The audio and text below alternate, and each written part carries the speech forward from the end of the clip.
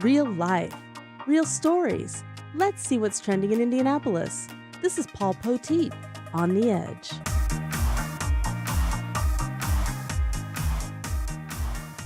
What is that? Is that medication? Is that medication that I can use? What is that?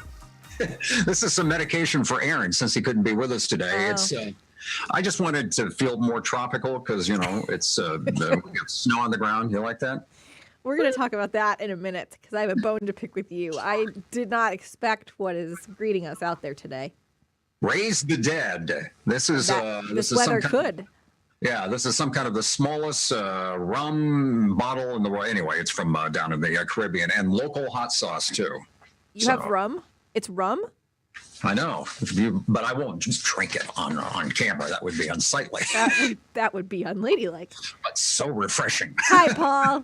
How are you? Hi, how's the bee? I'm hanging in there. A little bit sick, but there's a show to do. Dang it. Yeah, sound totally normal. No one was able to tell. So I hate how I sound. So if I'm offending the masses, I'm very sorry. Well, how would you feel if someday somebody took a recording of you, and even when you're not around, I mean, like when you're really sick, I mean, like after you've died? Oh, okay. That we could still have you on the show every week. Like a hologram version? If you could live on forever, would you? Is our story number one from On the Edge. And first of all, spoiler alert, my answer is no. No. At some point, I'm done. I expect to be done in about 10 years, frankly, to be honest. Poteet, you stop your nonsense. Swedish scientists are looking for volunteers who are willing to offer up their dead relatives. Bring out your dead relatives. Offer up their dead relatives for a study that would use artificial intelligence to reconstruct their voices, allowing them to communicate. The futurist says it's only a matter of time before technology would, in effect, make us immortal. Well, that's, first of all, I disagree. And second of all, a little note here that Elon Musk, the famous Elon Musk, has an entire company dedicated to doing that. It's called Neuralink. So theoretically, the androids would be fully conscious copies of your relatives. So if you really were, attached to Aunt Mary, you would, I guess if you'd have to have like recordings of them speaking or something, right? I don't know how that would work, and I don't know that I like the idea of it. So that's in the year 2525, I'm doing family leisure commercials. You know how it all happened. I'm doing the weather. Partly cloudy today, snow tonight. Oh, that's really weird. And, I don't know. Do you want to live forever? No. When it's time, it's time, and right. My hair still needs to look good, and when it doesn't look good anymore, then which you do you preserve? Do you get to go back? That's like, have you ever wondered about this? Will blow your mind. Have you ever wondered like which you that you might look like in heaven?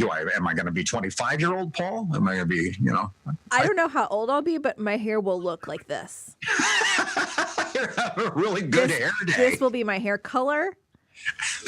And this will be what the hair is.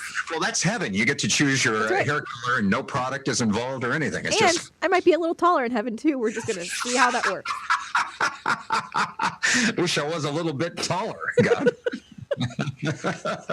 Well, anyway, that just freaks me out. But anyway, so no, okay, we both decided we don't want to live forever, but we do want to make it through the next two stories. Is that right? Yes, Am yes. I right? Okay. I'm trying really hard to. So yes, let's do it. Well, God was kind enough to make us all so that we get to spend a third of our life fully unconscious, right? We love sleeping. Yes. Fitbit studied 6 billion nights of sleep. Oh, did you realize that Fitbit was watching you when you slept? Just like Facebook. The average person, according to their data, is sleeping around 90 minutes less than they did 100 years ago. I believe it. They started tracking users. It says no names attached. Sleep stages in March 2017 ended up with 6 billion nights of sleep. Now look at there. That's men on the left, women on the right. What's the deal with you women? Get to sleep a half an hour more than we do every night. What's up with that? I bet we just go to sleep a half hour earlier than you usually. It could be. But look at that. It's interesting, even with the discrepancy in the sleep time, the REM time is just about exactly the same. Light sleep, half the night we're just in light sleep. On a good night. Oh, is it that bad for you? Yeah. Well, here's what they say. Okay, you think, okay, that's fine to know, but what can I do about it? They say that going to sleep around the same time on a consistent basis is like one of the best things you can do. If you go to sleep at 11 o'clock on weeknights and wake up at 7 a.m., and then you go on weekends, you don't fall asleep till 2:30 a.m., wake up around 10. That's not a good thing. So for peak performance, you need to do like the same time every day. The more consistent you are, the better. Train your body, kind of. Right, train your body. And have you ever heard the 90-minute thing? Like the REM cycles are supposedly like around 90 minutes. So your best sleep is going to be either 3 hours, 4.5 hours, 6 hours, 7.5 hours. Are you a good sleeper? I can fall asleep on a dime a lot of times Really? because of years of waking up in the middle of the night of sleep deprivation. So it's a good thing, but it's probably not a good thing that I can do it. I sleep the best in the car, like a little baby, just gets rocked to sleep. I sleep really well in the car, but then I'm a very light sleeper in bed. I just hover like a Roomba when I'm actually in bed. It's just like I don't actually sleep. I'm just docking. So You hover like a ghostly, almost dead relative that's still speaking that's in the exactly house. it. That's what you should do too. If you have like a really good housekeeping relative, you just somehow, record their voice, computerize it, and then attach them to a Roomba. Or Roomba, whatever it's called. So weird. Oh my gosh. Well, that's the word on sleeping. But women, 6 hours 50. If you didn't look at that chart while it was out, women, it's an average 6 hours 50 minutes a night. Poor guys. There's no wonder I have these bags under my eyes. Men, 6 hours and 26 minutes. Yeah, that's not enough for anybody.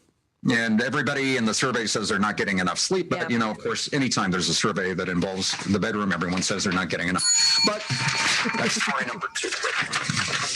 You ready for story number 3? Yes, I am. I thought you would be. All right, now some romance. We've had the dark side of, undead relatives. We've had, the futility of sleep. Let's get on to romance, shall we? Let's do it. The biggest wedding trends for the year from The Knot. Did you use The Knot? I did not. It's a good resource, but I didn't personally use it. Well, they, of course, are all things wedding, and they've come out with the top trends for 2018. Vibe over palette. I had to stop and think about what that even was. Instead of focusing on, and I work for a place called Vibenomics. Instead of focusing on the color scheme for the occasion, a lot of couples are starting their planning with a theme or words that describe what they're looking for. Yeah, I can see that. Makes sense. Asking for cash instead of registering for things like stemware in China. More couples are just looking to get money. Yeah. Balloons and arches. Why spend all that money on flowers when balloons are totally in for centerpieces? Some folks are even using them to create arches around the altar. So there you go. Balloons are hot. Instead of a band or a DJ, sorry, my fellow DJ brothers. I used to play records at weddings a long time ago. The hot trend now, though, is having couples keeping the fun going all night with a variety of entertainment. Sketch artists, tarot card readings, and more. And that comes under, as you see there, little sketches people do, unexpected entertainment. Past cake bites are in. Over-the-top cakes are out. Small past cake bites are in, brought to guests so the party doesn't have to stop for, everybody to line up the big cake. But if you do stick with a big cake, more opting for personalized and hand-painted cakes. And there you see non-traditional venues. More couples will be skipping the catering hall and opting for unique locations like historic libraries, large homes, and even boxing gyms. Or Canada, like how we did it. Nobody gets married in Canada. That's not true. Yeah. This looks. I like all this. I approve. I approve. Brides, keep doing it. That's a pretty dress. What about this? Big bouquets are out. Single stem statement flowers are in, as are baby's breath, which are great for things like flower crowns and other small hair pieces. Yeah, flower crowns are awesome. Yeah, no, I'm glad. This is a good direction. I like all this. A little less fussy, a little more personal. I like it. I've got a flower crown on right now as a small hairpiece, and it's working out great for me. When I picture you in a flower crown. Strapless wedding gowns aren't as hot as they used to be. No, it just says you. I mean, it depends on who it's on. More and more brides are opting for some kind of sleeve. Others are wearing things like sheer capes, like Batman. Or lace capeless. I don't know. Are any of the guys who are watching our feed right now tracking with any of this? A lot of this is our weddings actually you've been involved in one. Do they involve any of the men that are present? Or is it really strictly is just a secret thing that the ladies are doing? Well, we eloped, so there was only one man present, and he did a fine job. So did we. We didn't have a wedding either. Really? Yeah. Paul, we're such trendsetters. Look at us. Well, look at us. We've been married like, go down the hall and ask her, a long time. Go down the hall and ask her. 35 or so years. Thereabouts. 81, you do the math. It was December of 81. So 36. Hey, I think we're 8 months now, so good for us. You're right behind me. Those are a few of the stories we have. The undead, sleeping, and marriage. What else is there left to find on the edge? I love it. Can I talk to you and yell at you about the weather today? Oh my gosh. It's like, for several years, I did the weather for a South Bend radio station, and it was vexing. It was vexing and perplexing because, like, the forecast would be, the station covered like 3 counties, but the forecast would be 3 to 22 inches of snow because of the lake effect. Well, here, you got your Marion County, and then you got, your donuts, the counties around Marion. Are you familiar with that phraseology? Anywhere from less than an inch to 6 inches of snow. Earlier today, wrapped up. Were we expecting that? We didn't talk about this last week, did we?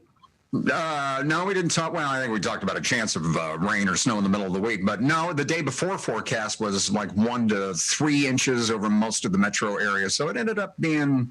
It snuck up on us, and it's spring now, and it's broken. Somebody broke something. Well, here's the odd thing too. The snow, there wasn't a whole lot of snow out at the airport. There was it quickly grew as farther east you went. So out at the airport on the southwest side, it was like at least as of early this morning was less than half an inch. Anyway, it was just enough overnight to get the seasonal total up to 10 inches. Mm. Well, normally by about this time of year, it's about 26 inches. So we haven't had much snow. So we're taking a really long time to get not a lot. Yeah, but I'm over it. I know, but that's the thing. I mean, you have to. I hate winter. Everyone knows my bias. Wouldn't it be better to get 3 6-inch snowfalls in the week before Christmas or something, and just get it out of the way? Agreed. I mean, so I'm with you on that too. Anyway, now we have a chance of maybe seeing a little more rain and or snow on Saturday. No, I reject it. No. I'm against it. I'm against it, and I veto it. What about Monday? Because that's my birthday, and I feel like I should get to pick the weather on my birthday. That looked like just plain rain. Yay! Great. Nothing says happy birthday. Are any of these numbers on the 7-day forecast corresponding to your? No, Paul Poteet.